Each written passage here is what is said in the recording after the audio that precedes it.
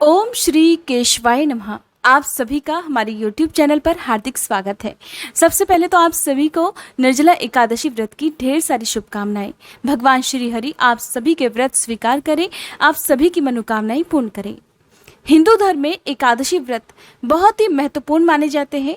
पूरे साल में 24 एकादशी आती है, लेकिन इन सभी एकादशी व्रतों में ज्येष्ठ शुक्ल की एकादशी सबसे ज़्यादा शुभ फल प्रदान करने वाली मानी जाती है, क्योंकि इस एकादशी का व्रत रखने से साल भर की सभी एकादशियों के व्रत का फल प्राप्त होता है।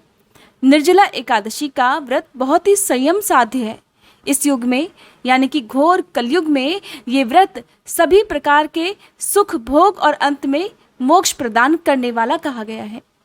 कृष्ण पक्ष और शुक्ल पक्ष दोनों ही पक्षों की एकादशी में अन्न खाना वर्जित होता है, लेकिन ज्येष्ठ मास की शुक्ल पक्ष की एकादशी में अन्न के साथ साथ जल का भी त्याग किया जाता है और इस दिन निर्जल यानी कि बिना जल के व्रत रखा जाता है। इसलिए इस व्रत को बहुत ही कठिन माना जाता है।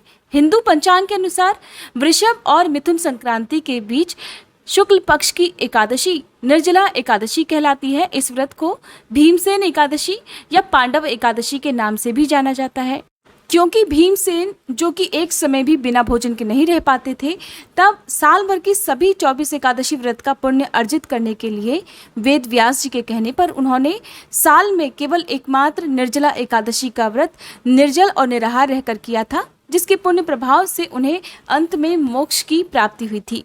एकादशी का व्रत भगवान विष्णु को समर्पित होता है। इस दिन जल, कलश, गौ का दान बहुत ही पुण्य देने वाला माना गया है। ये व्रत मन को संयम सिखाता है, शरीर को नई ऊर्जा देता है और इस व्रत को स्त्री पुरुष या कुंवारे लोग कोई भी कर सकते हैं। जो लोग निर्जला एकादशी का व्रत निर्जल रहकर या निराहार रहकर नहीं कर सकते, वो एकादशी के दिन सुबह से लेकर शाम तक उपवास रखने के बाद शाम की पूजा करने के बाद दूध और फलाहार कर सकते हैं, लेकिन इस दिन कॉफ़ी का सेवन नहीं करना चाहिए। तो आज की इस वीडियो में आप जानने वाले हैं निर्जला एकादशी व्रत के पारण की संपूर्ण विधि के बारे में। साथ ही जो लोग पहली बार निर्जला एकादशी का व्रत रखेंगे, उन्हें किस प्रकार इस व्रत का पारण करना है। अगर आपका कोई और व्रत भी पारण के दिन है तो आपको किस तरह से क्या चीज़ें ग्रहण कर पारण करना चाहिए, क्योंकि इस बार निर्जला एकादशी का व्रत 2 तिथियों में रखा जाएगा। तो लोगों के मन में ये प्रश्न भी जरूर होगा कि अगर हमने केवल एक ही दिन का उपवास रखा है तो क्या हमें दोनों ही तिथियों में एकादशी के नियमों का पालन करना होगा, और क्या इस दिन जिनके घर में लड्डू गोपाल हैं उनको भी व्रत कराना चाहिए, या उन्हें आप फलाहार करा सकते हैं या उन्हें भोजन दे सकते हैं। साथ ही क्योंकि एकादशी के दिन तुलसी जी में जल अर्पित नहीं किया जाता है, तो ऐसे में क्योंकि एक तो बहुत भीषण गर्मी के दिन होते हैं, बहुत तेज़ गर्मी होती है, तुलसी जी का पौधा बिना पानी के सूख सकता है, तो क्या एकादशी के अलावा जिस दिन आपने व्रत रखा है, अगर दूसरे दिन या पहले दिन अगर एकादशी की तिथि है तो क्या उस दिन तुलसी जी में जल अर्पित किया जा सकता है। इन सभी बातों के बारे में आज की इस वीडियो में आपको जानकारी मिलने वाली है। तो सबसे पहले तो जान लेते हैं तिथि और पारण के शुभ मुहूर्त के बारे में। जैसा कि इस बार 10 जून शुक्रवार को भी दशमी तिथि युक्त एकादशी का व्रत गृहस्थ लोग रखेंगे। हालांकि दशमी तिथि युक्त एकादशी का व्रत रखने से कभी भी पूर्ण फलों की प्राप्ति नहीं होती है, और जो एकादशी द्वादशी तिथि युक्त होती है, यानी कि जिस दिन द्वादशी और एकादशी की तिथि 2 दिन तक होती है, जिसे दूजी एकादशी भी कहते हैं, वैष्णव एकादशी भी कहते हैं, जो कि संपूर्ण फलों को प्रदान करने वाली मानी गई है। और इस एकादशी का व्रत वैसे तो वैष्णव संप्रदाय के लोग करते हैं, साधु जोगी संत करते हैं, लेकिन जो लोग भी मोक्ष की कामना की इच्छा रखते हैं तो ऐसे लोग भी दूजी एकादशी का व्रत रख सकते हैं। जो लोग 10 जून को निर्जला एकादशी का व्रत रखेंगे, उन्हें व्रत का पारण करना होगा 11 जून शनिवार की दोपहर को 1:44 से लेकर 4:32 के अंदर अंदर, यानी कि दोपहर 1:44 से पहले आप ना तो जल ग्रहण कर सकते हैं, ना ही अन्न ग्रहण कर सकते हैं। और साथ ही आपको दशमी तिथि के नियमों का पालन करना होगा 9 जून को, यानी कि गंगा दशहरा के दिन से, और दशमी की रात को 12 बजे के बाद से ही जल का त्याग करना होता है। कई बार लोगों के मन में ये भी प्रश्न होता है कि क्या हम जल का त्याग उसी समय से प्रारंभ कर दें जब से एकादशी की तिथि लग गई हो, चाहे व्रत आपको अगले दिन सुबह से रखना हो। तो देखिए, जो व्रत के नियम होते हैं उसके अनुसार रात 12 बजे के बाद से ही आपको जल का त्याग करना चाहिए, लेकिन अन्न ग्रहण कब तक कर सकते हैं? दशमी तिथि के सूर्यास्त से पहले पहले। जब आपको व्रत रखना हो। अगर जो लोग 11 जून को व्रत रखेंगे तो उन्हें 10 जून की रात को 12 बजे के बाद जल नहीं पीना चाहिए, लेकिन 10 जून की शाम को 5 बजे से पहले पहले या सूर्यास्त से पहले पहले आप शुद्ध सात्विक भोजन ग्रहण कर सकते हैं। उसके बाद आप केवल लिक्विड चीज़ें या फल ले सकते हैं। दोपहर के समय व्रत का पारण इस दिन इसलिए किया जाएगा क्योंकि सुबह के समय हरिवासर का समय रहेगा और हरिवासर के समय कभी भी एकादशी का व्रत नहीं खोला जाता है। इस दिन जो भी पूजा पाठ है या दान आदि आपको करना है वो आप सुबह के समय कर सकते हैं, और क्योंकि दान करना जरूरी होता है तो व्रत खोलने से पहले आप दान कर सकते हैं, और जो आपको अन्न जल ग्रहण करना है वो आप इसी शुभ मुहूर्त में करेंगे। अब जो लोग 11 जून को यानी कि शनिवार के दिन व्रत रखेंगे उन्हें व्रत का पारण करना होगा 12 जून रविवार को सुबह के समय, जिसका समय रहेगा सुबह 5:45 से लेकर 8:10 के अंदर अंदर। 12 जून रविवार को सुबह के समय हालांकि त्रयोदशी तिथि प्रारंभ हो जाएगी, लेकिन कुछ संयोगों में कुछ ऐसे नियम भी होते हैं जिसमें आप त्रयोदशी तिथि के प्रथम पहर में भी एकादशी का व्रत खोल सकते हैं। आप में से अधिकतर लोगों ने अभी तक एकादशी के बारे में बस यही जाना होगा कि दशमी तिथि युक्त एकादशी और द्वादशी तिथि युक्त एकादशी, लेकिन बहुत ही कम लोग ये भी जानते होंगे कि त्रिस्पर्शा एकादशी का व्रत रखने से 1000 एकादशी व्रतों का पुण्य प्राप्त हो जाता है। तो अगर बात की जाए त्रिस्पर्शा की, जिसमें एकादशी की तिथि भी होती है, द्वादशी की भी होती है और साथ ही त्रयोदशी तिथि भी मिश्रित होती है, तो अगर जो लोग 11 जून को उपवास रखेंगे तो देखा जाए वो त्रिस्पर्शा एकादशी का ही व्रत रखेगा। इसलिए 11 जून को व्रत रखना सबसे ज़्यादा शुभ फलदायी होगा। अगर हमारी बात करें तो अगर मैं आपसे बोलूं कि किस तिथि को आपको उपवास रखना चाहिए तो आपको 11 जून को ही व्रत रखना चाहिए, क्योंकि अगले दिन आप पारण भी सुबह के समय कर सकते हैं और आपको इस व्रत को रखने में ज़्यादा परेशानी भी नहीं होगी। एकादशी का व्रत हमेशा सूर्योदय के बाद ही खोला जाता है, तो जो भी आपको पारण का मुहूर्त बताया है वो सूर्योदय के बाद का ही बताया है। आप इसी शुभ मुहूर्त में व्रत खोल सकते हैं। अब बात आती है कि पारण आपको कैसे करना चाहिए। तो देखिए, एकादशी के दिन जिन्होंने भी व्रत रखा है, अगर आपने निराहार रखा है, निर्जल रखा है, तब तो ऐसे में आपको लिक्विड चीज़ों से जैसे कि दूध, नींबू पानी, शहद पानी या सादा जल और तुलसी दल, इनसे ही व्रत खोलना चाहिए। फलों के रस से आप व्रत खोल सकते हैं। जिन्होंने फलाहार करके इस व्रत को रखा है और जल का सेवन भी किया है तो उन्हें इस दिन शुद्ध सात्विक भोजन से ही अपना व्रत खोलना चाहिए। इसके लिए पारण वाले दिन आपको शुभ मुहूर्त में जल्दी उठकर स्नान आदि से निवृत्त होना चाहिए। फिर साफ स्वच्छ वस्त्र धारण कर सूर्य देवता को अर्घ्य देना चाहिए। फिर भगवान श्रीहरि के सामने ध्यानपूर्वक हाथ में जल या पुष्प लेकर दान देने का संकल्प लेना चाहिए कि हे श्रीहरि, मैंने श्रद्धा और भक्तिपूर्वक निर्जला एकादशी का व्रत रखा है। आज मैं अपनी सामर्थ्य के अनुसार जिस भी सामग्री का दान करूं उसे आप सहर्ष स्वीकार कीजिएगा और मेरी मनोकामना पूर्ण कीजिएगा। द्वादशी तिथि को भी आपको जल दान करना है। एकादशी के दिन जो लोग दान ना कर पाए हों, जल का दान ना कर पाए हों विशेष रूप से, तो वो लोग भी आज के दिन जल का दान कर सकते हैं या पानी के घड़े का दान कर सकते हैं। सुबह पूजा में बिल्कुल वैसे ही पूजा करनी है। भगवान विष्णु को पीले फल, पीले फूल अर्पित करने हैं।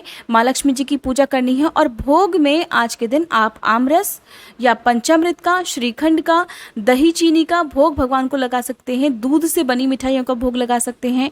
अगर आपने इस व्रत को निराहार रखा है तो आपको इन्हीं लिक्विड चीज़ों का भोग भगवान को लगाना चाहिए। भोग लगाते समय भगवान के मंत्रों का जाप करना चाहिए। उसके बाद आपने जो भी सामग्री का दान देना है उसकी भी पूजा आपको आज के दिन करनी चाहिए। मंदिर में दक्षिणा जरूर रखें। काले और सफ़ेद तिल आप एक एक मुट्ठी जरूर रखें, बाद में इनका दान कर दिया जाता है। तो आप सबसे पहले तो जो पूजा करेंगे, जो भोग आपने लगाया है उसी को ग्रहण करके आपको अपना व्रत खोलना है। उससे पहले आप अपनी हथेली में आचमन के जितना जल या जो भी फलों का रस है या पंचामृत है उसे अपनी हथेली में ले।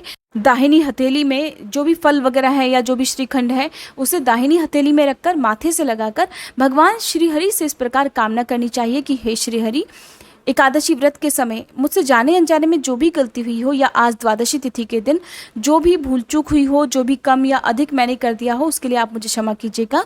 अब आपकी कृपा से मैं निर्जला एकादशी व्रत का पारण करने जा रही हूँ या निर्जला एकादशी का व्रत तोड़ने जा रही हूँ।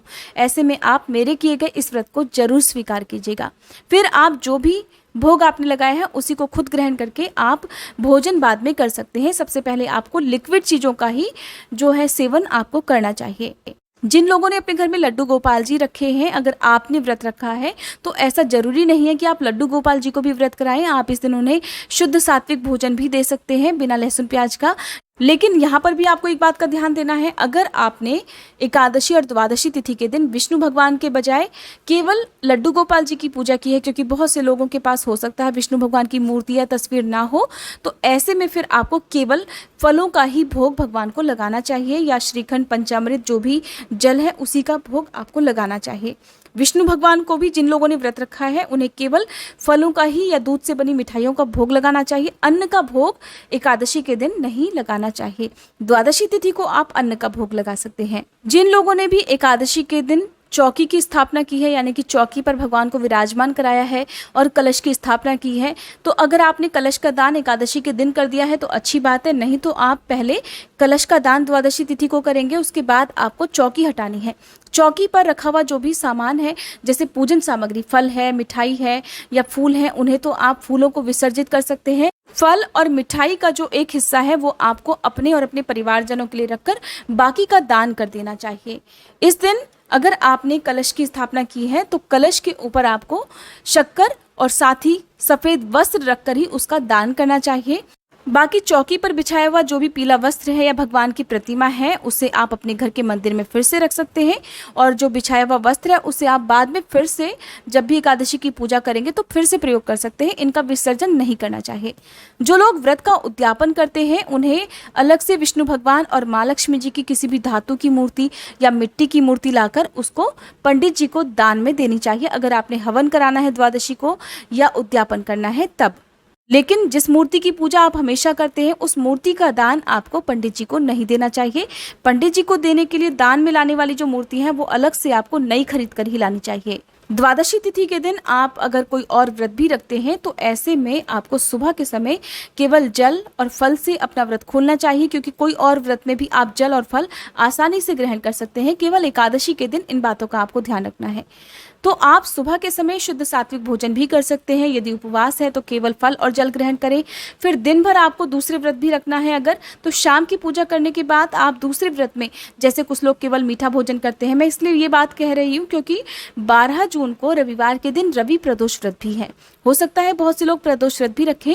तो सुबह की पूजा करने के बाद आप, यानी कि भगवान विष्णु की पूजा और फिर बाद में भगवान शिव की पूजा करने के बाद आप सुबह के समय ही व्रत का पारण एकादशी का कर सकते हैं और खुद थोड़ा सा फल या जल भी ले सकते हैं।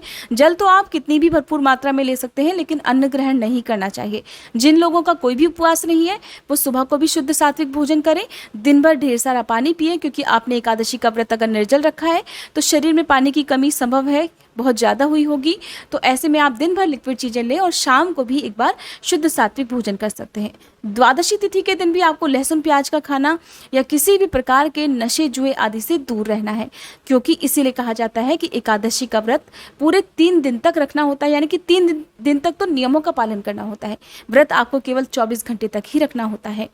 द्वादशी तिथि के दिन या एकादशी के दिन अपनी सामर्थ्य के अनुसार आप जूते, चप्पल, छतरी या अन्न वस्त्र का या दक्षिणा का दान जरूर करें। इस दिन किए गए दान का कई गुना पुण्य प्राप्त होता है। अगर आपके परिवार में किसी की अकाल मृत्यु हुई हो तो उनके नाम से भी आपको आज के दिन दान करना चाहिए।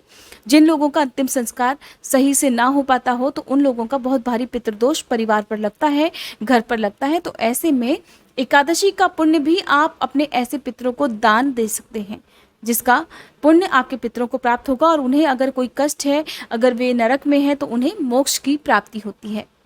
एकादशी व्रत में भूले से भी कोई भी महिला या कोई भी कन्या हो, व्रत रखने वाली जो भी स्त्रियां हो, उन्हें सर के बाल नहीं धुलने चाहिए। चाहे आपका पीरियड का 5वां दिन हो या 7वां दिन हो या चौथा 5वां, जैसे भी दिन हो, आपको एक दिन पहले ही अपना हेयर वॉश करना चाहिए, क्योंकि एकादशी के दिन ऐसा करने की मनाही होती है। अब आखिरी सवाल ये है कि क्या तुलसी जी में जल हमें दोनों ही तिथियों को अर्पित नहीं करना चाहिए? तो देखिए, जिस तिथि को आपने एकादशी का उपवास रखा है केवल उस तिथि को ही तुलसी जी में जल आप ना डालें, लेकिन अगली तिथि हो या एक दिन पहले की तिथि हो, चाहे उस दिन एकादशी हो या ना हो, उस दिन आपको जल अर्पित करना चाहिए। क्योंकि इतनी ज़्यादा गर्मी में, जैसे कि अगर बात करें इस बार की एकादशी की, तो शुक्रवार और शनिवार, दोनों ही तिथियों को एकादशी है। तो अगर आपने शुक्रवार को व्रत रखा है तो आप शनिवार को तुलसी जी में जल अर्पित कर सकते हैं। अगर आपने शनिवार को व्रत रखा है तो आप शुक्रवार को तुलसी जी में जल अर्पित कर सकते हैं, चाहे उस दिन एकादशी हो। लेकिन क्योंकि रविवार को तुलसी जी में जल अर्पित नहीं किया जाता है, अगर आप इस बात का विचार करेंगे तो फिर तो पूरे 3 दिन तक आप तुलसी जी में जल अर्पित नहीं कर पाएंगे, जिसका भी दोष लगता है। क्योंकि आपका जिस दिन व्रत है, ये सोचकर चलिए कि उसी दिन तुलसी जी ने भी व्रत रखा है, केवल उस दिन आप जल अर्पित ना करें। तो आप इस प्रकार से तुलसी जी की पूजा से होने वाले दोष से भी बच जाएंगे। ये थी आज की वीडियो। अगर फिर भी आपके कोई सवाल रह गए हो तो आप कमेंट बॉक्स में पूछ सकते हैं। उम्मीद करती हूँ ये वीडियो आपको पसंद आई होगी। एकादशी व्रत की कथा हमारे चैनल पर अपलोड है, आप चाहें तो उसे भी सुन लीजिएगा।